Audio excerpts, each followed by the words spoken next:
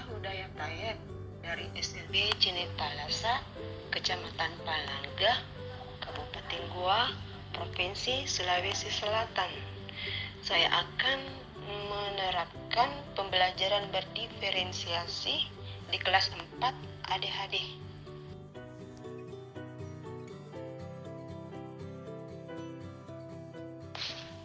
Pembelajaran diferensiasi yaitu pembelajaran yang dilakukan dengan cara-cara yang berbeda, bergantung siswanya, materinya, prosesnya, dan hasil pembelajarannya.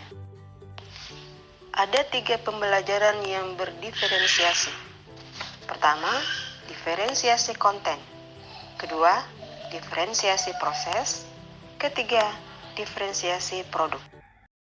Diferensiasi konten, materi ajar bermacam-macam, tetapi tetap terintegrasi dengan satu topik berdasarkan tujuan pembelajaran. Guru harus mampu mensinergikan antara konten satu dengan konten lainnya, sehingga siswa satu dengan siswa yang lainnya saling memahami. Diferensiasi proses belajar yang berbeda antara siswa berdasarkan latar belakangnya. Guru harus mampu memahami setiap gaya belajar siswa yang berbeda, kecerdasan yang berbeda, dan sebagainya. Maka diperlukanlah proses belajar juga yang berbeda, sebab guru perlu memperhatikan siswanya siapa. Langkah yang bisa dilakukan guru adalah melakukan pemetaan terhadap potensi maupun gaya belajar siswa. Proses yang dilakukan masing-masing siswa telah terpetakan akan berbeda-beda. Ada siswa yang berkarakter audio, ada siswa yang berkarakter visual, ada siswa yang berkarakter kinestetik. 3 pendekatan yang dilakukan itu yakni kesiapan belajar, minat, dan profil belajar. Sebelum melaksanakan pembelajaran berdiferensiasi, saya memetakan siswa berdasarkan potensi dan gaya belajar mereka masing-masing. Sebelum belajar, kita baiknya berdoa dulu. Ayo, bagaimana kamu berdoa? Ya.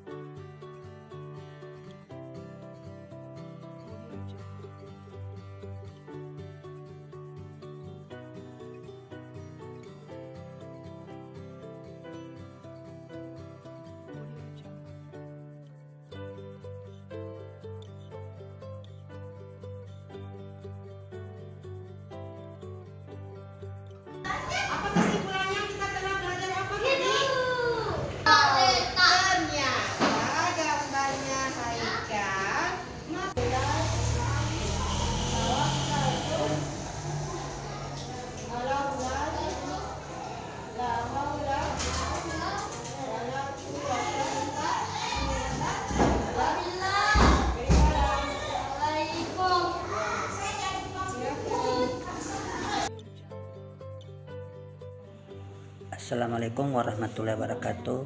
Perkenalkan, saya Agus Salim AS, rekan kerja Ibu Nurudaya Tayyab di SLB Talasa. Dengan materi yang disampaikan beliau terkait dengan pembelajaran diferensiasi terhadap anak ADHD atau anak berkebutuhan khusus, itu sangat bermanfaat dan bisa diterapkan untuk juga di anak-anak berkebutuhan khusus yang lainnya. Dari melihat video yang diberikan oleh ibu di dalam kelasnya, itu sangat bagus, baik itu kontennya, prosesnya, maupun langkah-langkah dalam pembelajaran hingga pada saat evaluasi.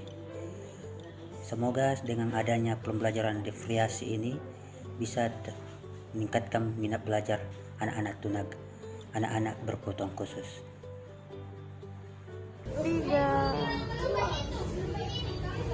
Bismillahirrahmanirrahim. Assalamualaikum warahmatullahi wabarakatuh. Saya salah satu mahasiswi Universitas Negeri Makassar, Fakultas Ilmu Pendidikan, jurusan Pendidikan Khusus. Saya mengikuti salah satu program dari Kemendikbud, yaitu MBKM Mandiri, dan alhamdulillah ditempatkan di sekolah JNM Talasa, salah satu SLB swasta yang ada di Kabupaten Goa.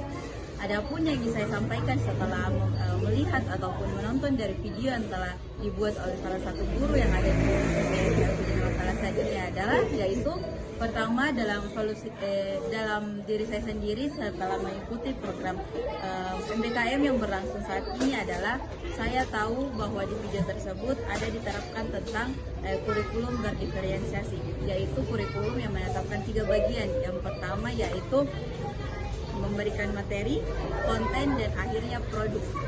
Selanjutnya yang bisa saya tanggapi adalah saya juga paham dan mengerti bahwa sebelum kita melakukan proses pembelajaran kepada anak, banyak hal yang harus kita tahu. Pertama, salah satu yang disampaikan juga dalam video, yaitu ketika kita harus mengetahui kepribadian anak itu sendiri, kita harus melakukan pendekatan.